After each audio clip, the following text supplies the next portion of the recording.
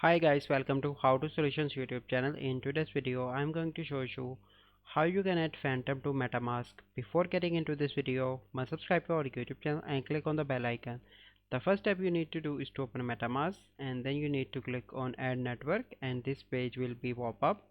Then you need to search in Google Phantom to MetaMask. Then you need to click on the first website, and here you can find network name, RPC URL. So you simply need to copy that to the network name. Then you need to new RPC URL, that is this URL. Copy that as well and paste it here. So you simply need to select this and copy that here. Okay, like this. After that, chain ID,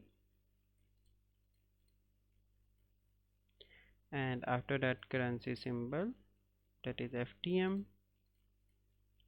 and log explorer URL.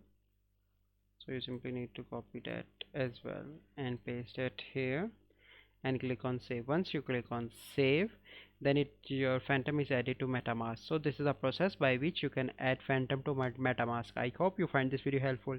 If you find this video helpful, must like this video, subscribe to our YouTube channel for future videos. We'll see you in the next video. Thank you. Have a good day.